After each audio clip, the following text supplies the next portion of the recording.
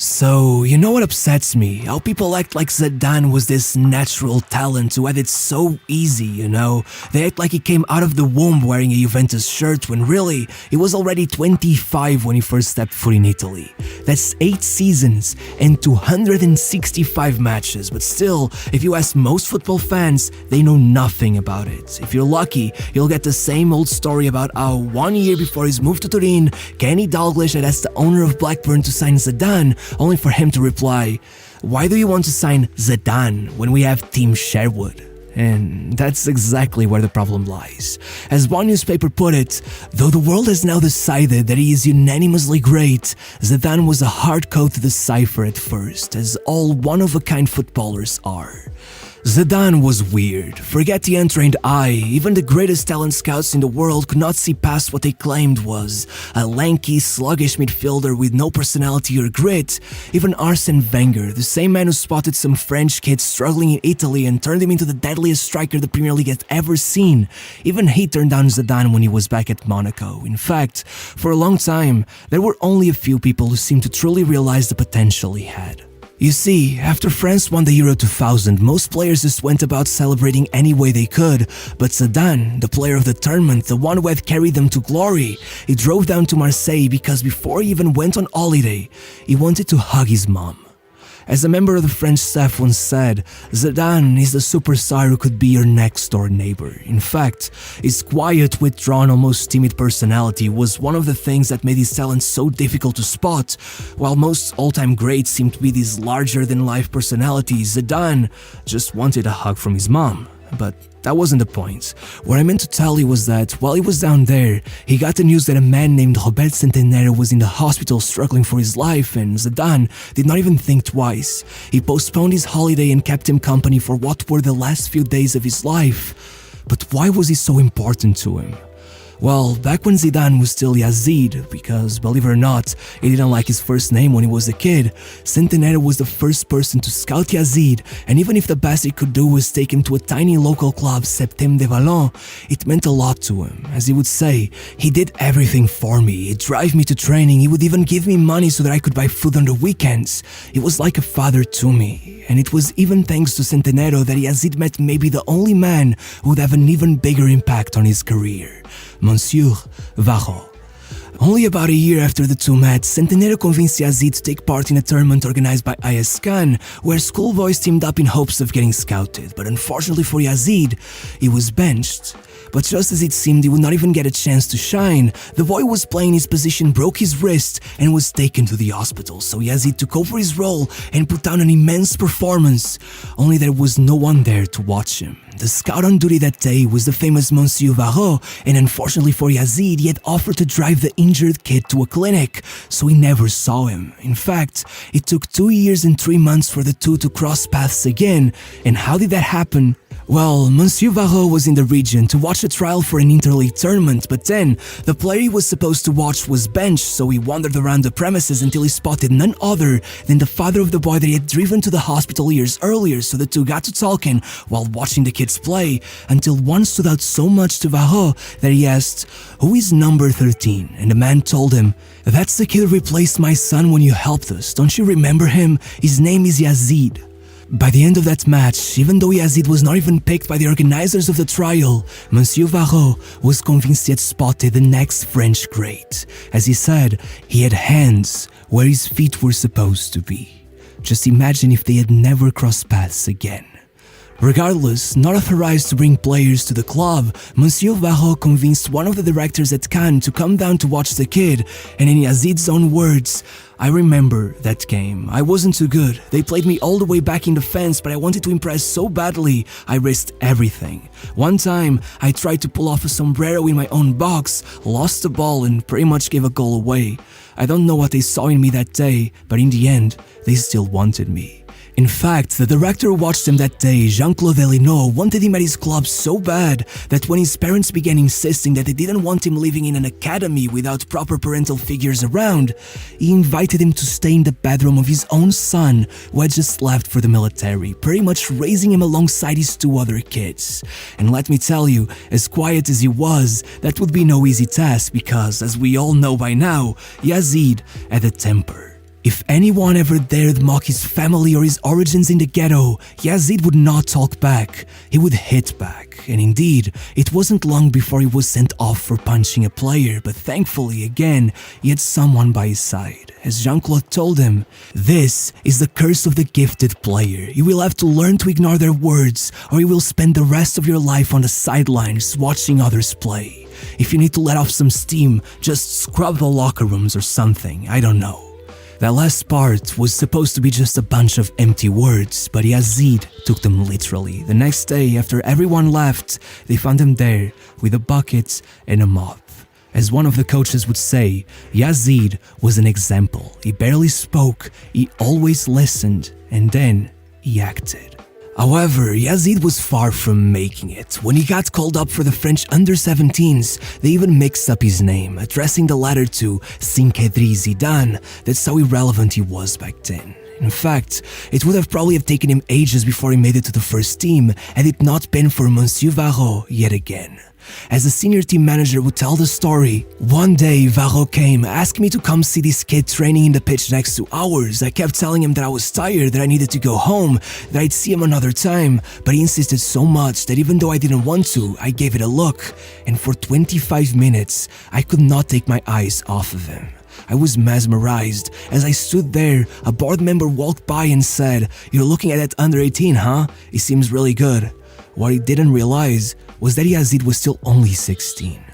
From that day onwards, Yazid began training with the first team, and only a few months later, he got his debut. In fact, when he got handed 5,000 euros of prize money for his first appearance, as he said it himself, it was 5 or 6 times more money than I had in my account, so I thought, this time, I'm gonna buy myself something nice. I went to the Levi's store and got a new pair of pants. The rest, I sent to my mom. Regardless, that was the day I realized that I could go pro."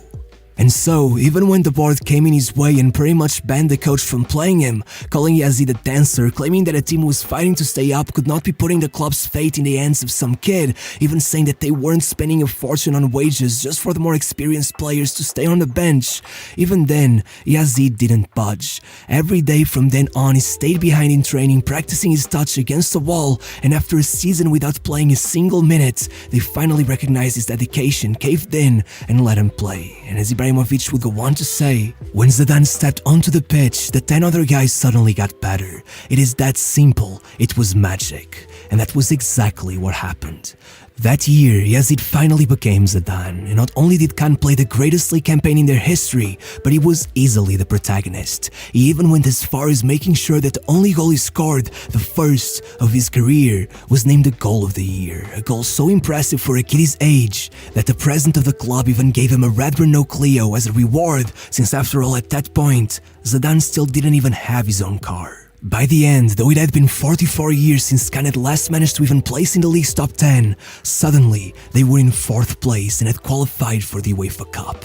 And as you might imagine, this attracted a lot of attention, especially from Marseille, who not only was Zidane's childhood club, but had also just made it to the final of the Champions League.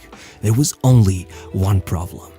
At that point, Zidane was out on mandatory military service, and though they would still allow him to travel back and forth so he could play for his team, it wouldn't be until New Year's before he got discharged, so Marseille decided to wait it out. But unfortunately, by then, with Zidane having to split his time between the army and the club, Cannes' performances dropped massively, being knocked out in the second round of the UEFA Cup and sitting all the way down below the relegation line. Suddenly, Zidane didn't look as appealing as before, so they began working out a deal where they would send Alen Boksic on loan to Cannes so they could get Zidane for cheaper. But in the middle of it all, Lyon got upset as they had just lost on a chance to sign Boksic, being outbid precisely by Marseille, only for them to send him on loan immediately after signing him, which at the time was illegal. And just as they decided whether or not to sue them, Boksic just happened to debut precisely as Cannes faced Lyon and ended up getting their keeper sent off and costing them points, which sent them over the edge, leading them to take on the lawsuit, winning it, and getting all those deals cancelled.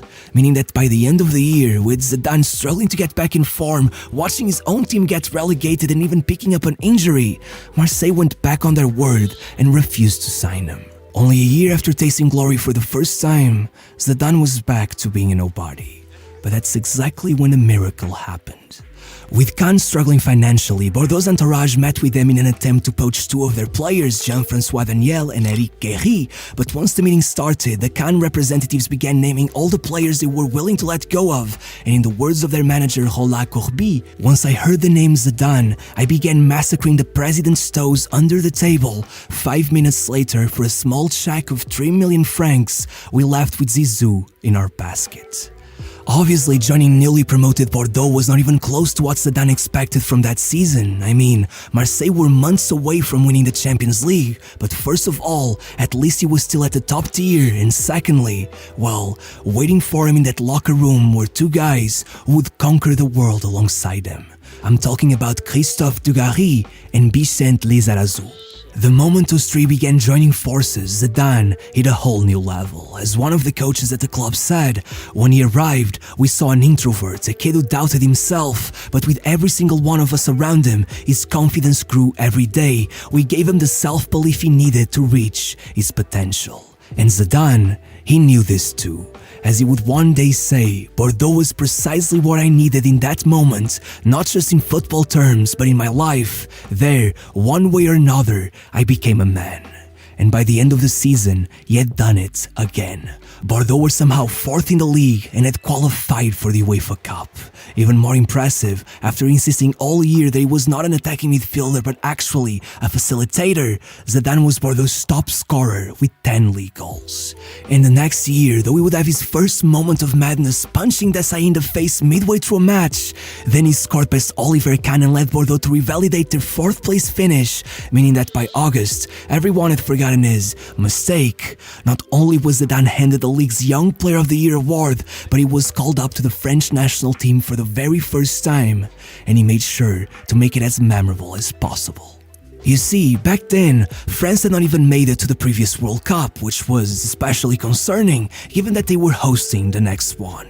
And since they did not want to get embarrassed in their own turf, Aimé Jacquet had been handed the task of building a new side out of the wreckage of the previous squad. So that day, with Djorkaeff out of the squad, he asked Zidane if he was ready for his debut, and in his usually overly humble style, he told him that Corentin Martins was much better prepared for the match, so Jacquet left him on the bench. There was only a little problem. 60 minutes in, they were losing 2-0 to the Czech Republic. So, in a desperate attempt to try to keep France's pride untouched, Jacquet took the risk of sending Zidane in for Martins, and the result was simple. With 5 minutes to go, Zidane took the ball, made it past one, then two, and smacked it in from 30 yards out. As everyone expected the kid to lose his mind celebrating, he merely hurried back to the center of the pitch, because his mission wasn't over. That only came 2 minutes later when he leveled the match with a bullet header. As the cameras cut to the bench, you could see it in their faces. We found our man. Regardless, with Zidane struggling with recurring injuries the next season after a disappointing exit in the second round of the UEFA Cup, Bordeaux disappointed even further by dropping down to 7th place in the table. But as it seemed they would be out of the European competitions, they were handed a lifeline as the UEFA took over the Intertoto Cup and offered the winner a place in the UEFA Cup. In fact, it was right around that moment that Newcastle were supposedly offered the chance to sign Zidane for only £1.2 million, but as we all know, they did not take it, and quickly, that proved to be a gigantic mistake. In the first match of the Intertoto, Zidane scored a stunner only 6 minutes in, then 8 minutes after that, he got an incredible assist, and in the second half, not only did he start the counter-attack that led to their fourth goal, but scored the fifth through some real Zidane magic, and from there on out, he kept going, 3 free kicks scored over the next 3 matches, but once they were in the final, Zidane added a little bit of his usual flair, getting a 3-match ban for hitting another player with an elbow to the chin.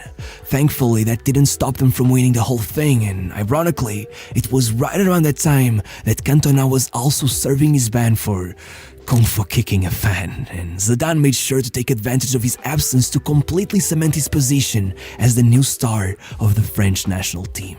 Not just assisting the opener in their decisive qualifier against Agi's Romania, but then scoring a stunner to secure their place at the Euros. But hey, if you think that was a beautiful goal, just hear me out. Once he had served his ban, the next round was against Real Betis, and not only did he score the winning goal, but the goal itself, well, it was a 40-yard volley taken straight from a goal kick. If there was a Puskás award back then, he'd probably have won it. And still, it was nothing next to what happened in that quarter-final match.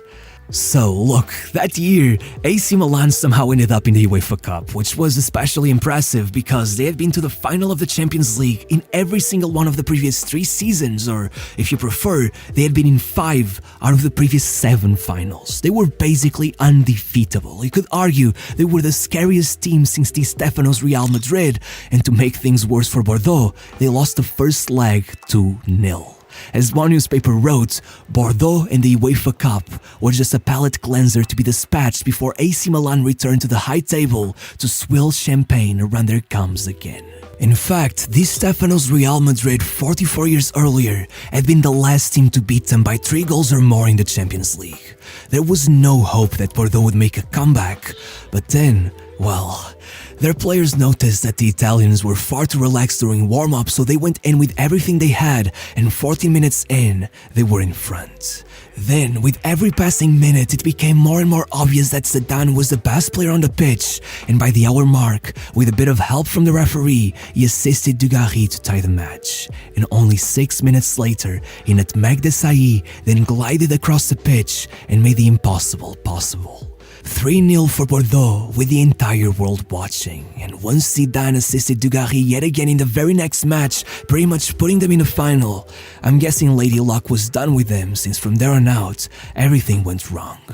Both Zidane and Dugarry missed the first leg of the final through suspension, and even once they made it back, firstly Zarazu went out injured and then they conceded through a deflection. The final result was a 5-1 defeat on aggregate, but regardless, at 25 years of age, that run had finally been enough to convince the country of how great Zidane was, and so, even after getting involved in a car crash that left him seriously bruised from head to toe, struggling to get back to fitness, Aimé Jacquet did not even think twice. The league's new Player of the Year had to be at the Euros, and even through all of that, Zidane still got them within inches of getting to the final. But no matter what, once the market opened, Newcastle decided against signing him because they thought he was overrated, while, let's say, Sir Alex made the same poor judgment call because he didn't want to upset Cantona by signing another Frenchman. Regardless, Juventus, they believed he was the key to stop Milan's dominance, so they decided to risk it, and once he signed the papers, you know he called first Madame Elino. 2 years later, he was the FIFA World Player of the Year and had taken Juventus to 2 Serie A titles and 2 Champions League finals. But I guess he was too slow, huh?